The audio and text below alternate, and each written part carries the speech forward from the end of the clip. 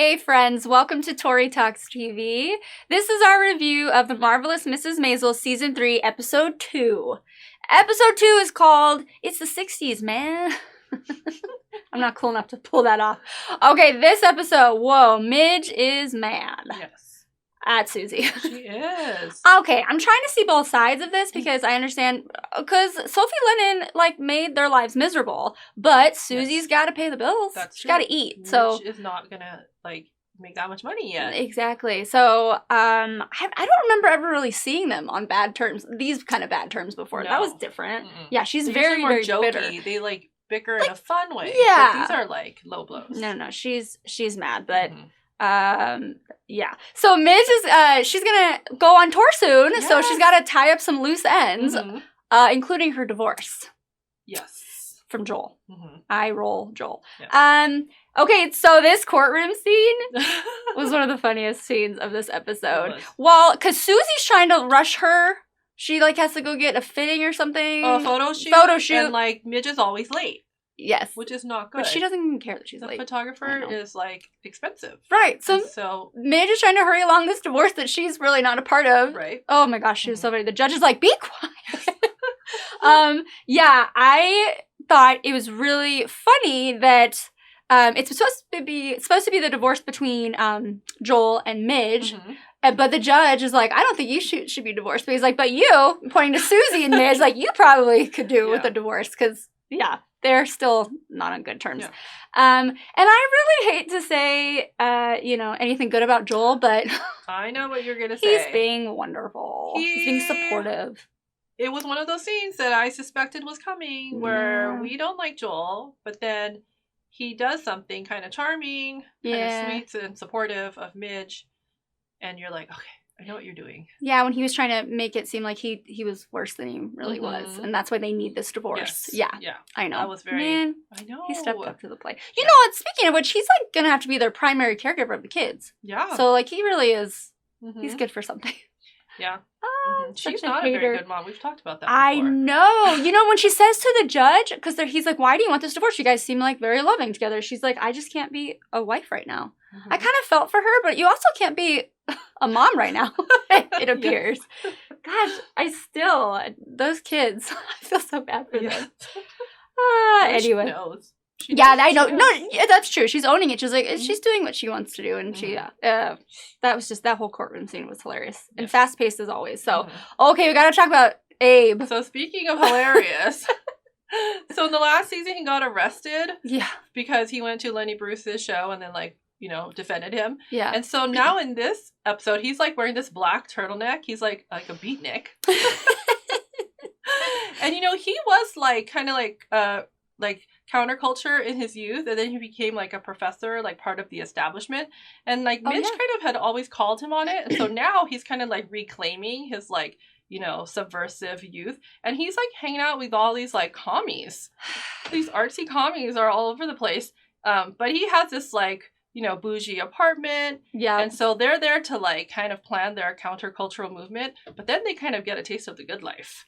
Oh, they're liking it. And Zelda's cooking for them. Oh. And it is so funny to see these I don't call them bougie commies. Oh, I like that. Yeah. Doesn't really make sense, but I was so annoyed by them. I don't know. Terrible. Yeah, they really were. They were. They were ordering Zelda around. Yeah. I'm like, come on, Abe, you're better than this. I don't know. It really was. I know. He's having a midlife crisis. Definitely. He does not know. I mean, he doesn't have his job at Columbia anymore. He feels like he sold out when he worked for the university, and now what's he gonna do?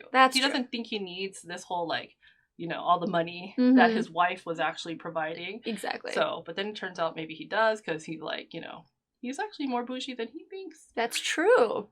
Yes. And now these kids are too. Yes. Anyway. Yes. All right, moving on. Oh yeah. So. I just want to say I'm really happy that we got to see Imogene. Oh, Imogene? I love her. So, I remember season 1, there was all these, how Midge weighs herself. She's all about her body. So we got to see a little bit of more of that, crazy, obsession with bodies with this, hula hoop exercise. Yeah, yeah. Where they're, I don't know, it's just so funny. What I think is really funny, too, is that, we see Midge as like a feminist of sorts because she's like, you know, she's not ready to be a wife anymore, and she's like doing stand-up and has a really loud mouth and talks back to people, but yet this is also her. That's true. Isn't that interesting? Oh, yeah. So she's like a feminist, but then she's also like conforming to all these like ideals. She's still in it. She's very complex. She is, yeah. Yes. Yeah, that's a funny, cute little friendship. Yeah, they're so funny. I know, and they're just, it's like distracting. They're talking, but they're also doing these weird... I'm watching their exercises. I'm like, what is that? It's just like really like, it's kind of like Abe and his unitard last season. Where I'm just like, what's happening in this culture? But it's so fun. But I just had to weird. include that. Yeah. Oh, yeah. No, for sure. That was a highlight. But, okay, so we got to talk about Rose, though, now, okay? Because this is surprising, to say the least. Okay, Rose goes to her family estate, which is an oil field in Oklahoma. Providence, Oklahoma. Yes. I was totally thinking, okay, so she's going to go to Providence, Rhode Island, because she's like, you know, from that area. That's what we would expect. Yeah. And then it's like, she's wearing a cowboy hat and cowboy boots. Oh my gosh. And as soon as she steps foot into that house, the servants, I don't know what to call them, are on her. Like, she's here. They were pampering her, basically. They were. Yeah.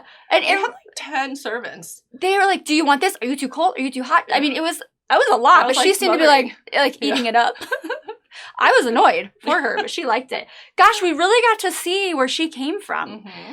Okay. Did you find her when she was talking to her brother, the one brother in the oil field? Did you seem she was a little like, excuse me, sir, like a little bit submissive to him, which I just is a little surprising because she's very like tough and outgoing. She went to Paris by herself last season. I mean, know. It was just a little surprising. This episode reminded me of that because last season she ran away to Paris, and this time we're like, where's she running away to? She left that I'm going away. Right. And it's to Oklahoma.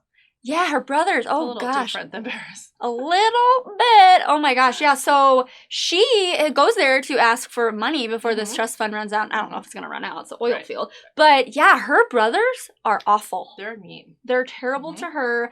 They have this board meeting, which she's allowed to be in the room, but she can't sit at the table. Oh, it's like, is she in the room? Because it's like a little alcove. Yeah, they kind of push her off to the side. There's like a room, and then there's like a little cubby where she can go. But there's that little boy.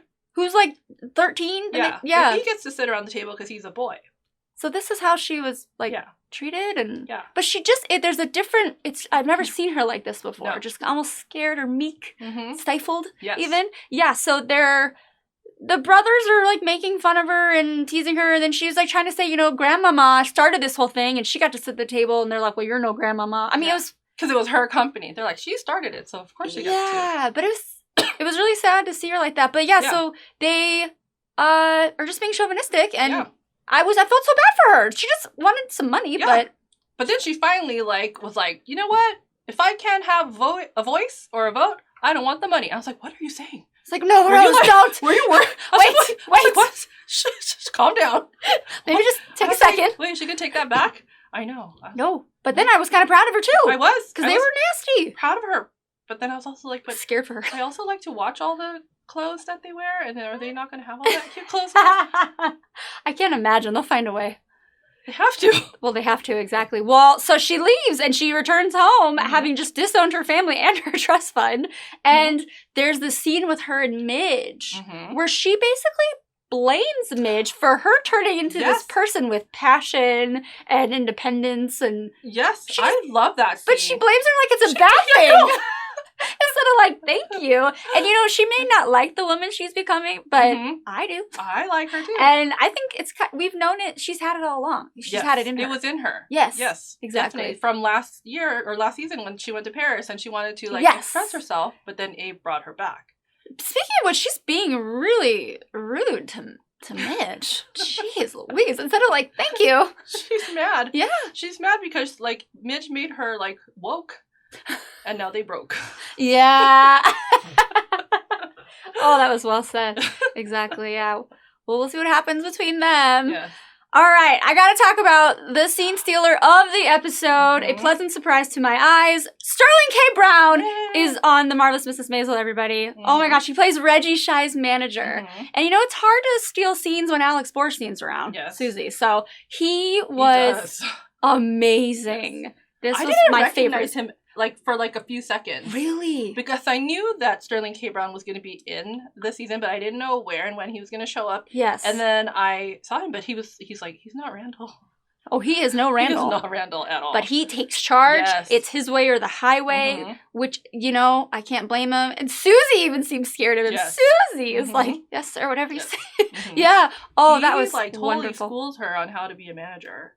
Again, this is about her growth, and I think this will really help her. But it was just it was a pleasant surprise for me. I think I forgot that he was going to be on this season because I was like, wait, what? Is that Sterling K. Brown? Yeah. I was just like, oh, there he is. I was so happy about it. Yeah. So that was at the party, and we see later on at the party that Midge and Susie they're going to have to hash it out on the stoop, and so they kind of go over, why this has to happen. Yeah. And it was a very touching scene. It was. It was very necessary.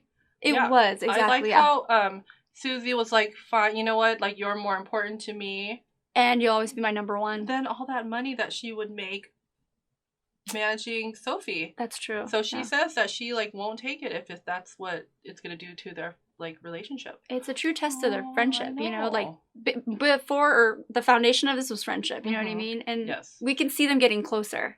It's really exciting, So, it's okay, everybody. Midge and Susie, we're good. Okay. They're good now. Okay, so this season is off to a great start. It's really gaining speed now, this episode, so I'm so excited for what's to come. So that's the end of our review of Marvelous Mrs. Maisel Season 3, Episode 2, but please check out Episode 3, which is coming up next. See ya!